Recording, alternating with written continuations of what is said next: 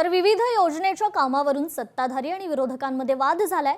भूम नगरपालिकेत सत्ताधारी आणि विरोधकांमध्ये वाद झाला।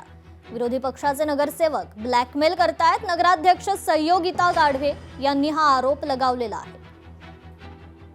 ज्या आम्ही निविदा काढल्या होत्या, जे शासनाच्या निविदा असतात त्या पूर्ण टेंडर त्यांनी अमान्य केलेले आहे। त्यामुळे भूम शहराचा आज विकास तर खुंटलेलाच आहे, पण रोज जो पाणी पुरवठा असेल, लाईट असेल, साफसफाई असेल, हे सुद्धा आज त्यांच्यामुळे बंद झालेलं आहे। फक्त सभागृहात यायचा कुठला तरी एखादा विषय जो नगरपालिकेला निगडीत नाही असा विषय एखादा सुरुवातीला आणायचा, प्रोसिडिंग वाचू द्यायचा नाही, अजेंडा उघडू द्यायचा नाही आणि त्याच विषयावर चर्चा अगोदर करा, लिखी द्या, नाही तर पुढे जा।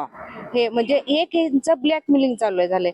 प्रत्येक कॉन्ट्रॅक्टर असेल, कुठला गुत्तेदार असेल, त्याला काही त्याची चौकशी न करता त्याला ब्लॅकलिस्ट मध्ये टाका म्हणायचं। नगराध्यक्ष शहरात निवडून देऊन त्यांचा दोष आहे का तो?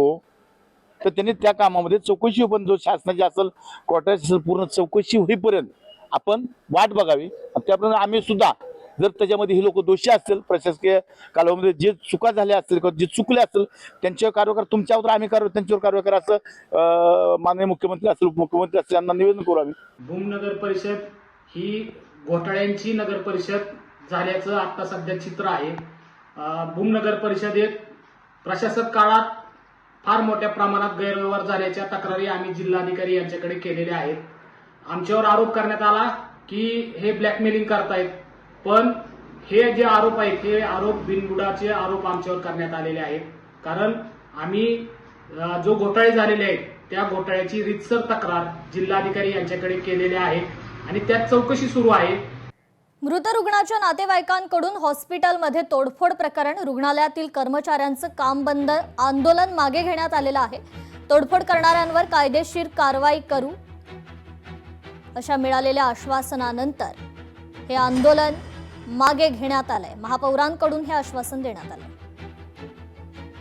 आमचं घराणे हे आहे की रात्रंदिवस आमचे डॉक्टर, कर्मचारी, सिस्टर हे सर्व म्हणजे वार्डामध्ये, कॅज्युअल्टीमध्ये, ओपीडीमध्ये कामं करत असतात। आम्ही वारंवार म्हणजे तसं पोलीस प्रशासनाकडे आम्हाला संरक्षण मिळावं म्हणून दिलेलं आहे पत्र, आणि तसं पोलीस बांधव आम्हाला सहकार्य करतातही, परंतु हे सहकार्य कुठंतरी आम्हाला अपुरं पडतं।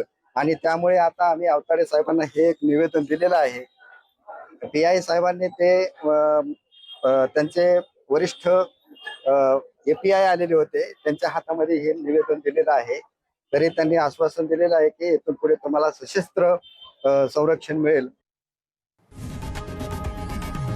लोकशाही मराठी ऐका, पहा, जागरूक रहा।